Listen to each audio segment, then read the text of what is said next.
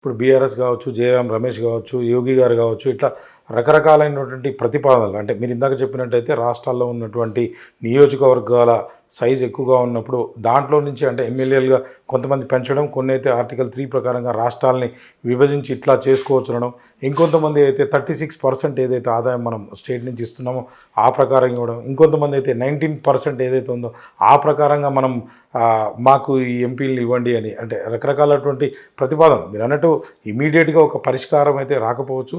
ఖచ్చితంగా ఇది రాజ్యాంగబద్ధంగా అయితే మీరు చెప్పినట్టు ఆ ఎలక్షన్ కమిషను లేకపోతే ఆ పార్లమెంట్ హౌస్లోనో ఎక్కడైతే ఈ చట్టసభల్లో అంటే ఈ బిల్లునైతే మళ్ళీ తీసుకురావాలనో దీన్ని చేసే విధంగా అయితే చేయాల్సినటువంటి అవసరం అయితే ఖచ్చితంగా ఉంది. సైంటిఫిక్గా అంటే చూచాయగా ఇవి ఏ రకంగా కొంచెం అందరికీ ఆమోదంగా ఉండే విధంగా చేయాలంటే జేపీ గారు అంటే ఏం చెప్తారు దీని గురించి? జేపీ గారు రేపు పొద్దున ఇవన్నీ ఇప్పుడు ఈ రాష్ట్రంలో కూర్చొని నేను ఈ రాష్ట్రం మాట మాట్లాడి తెలుగు వాడిని కాబట్టి నాకు ఇది కావాలి. ఉదాహరణకి ఆంధ్రప్రదేశ్ తెలంగాణ విభజనప్పుడు లోక్సత్తా ఒక కమిటీ ఏర్పాటు చేసింది, నిపుణుల కమిటీని. రైట్. రాష్ట్రాలకి, 2 రాష్ట్రాలకి కొన్ని హామీలు ఇచ్చారు, ఏ మేరకు అమలైందని. ఆనాడు మేము గుడ్డిగా ఆంధ్రప్రదేశ్ కాబట్టి అన్ని ఆంధ్రప్రదేశ్కి ఇవ్వమని అడగల. అది చాలా తేలిక. తెలంగాణ కాబట్టి తెలంగాణకి ఇవ్వమని అనలా.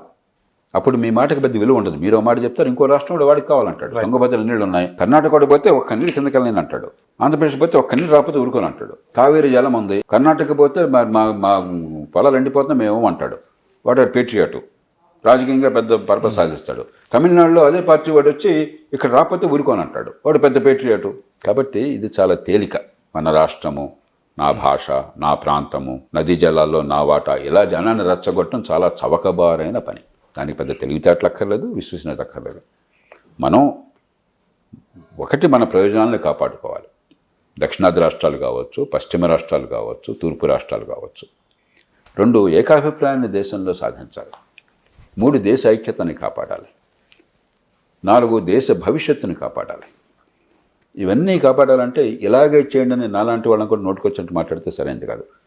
ఎక్కడ ఏ రకమైనటువంటి చర్చ జరపాలి అలాంటి చర్చ జరపాలి.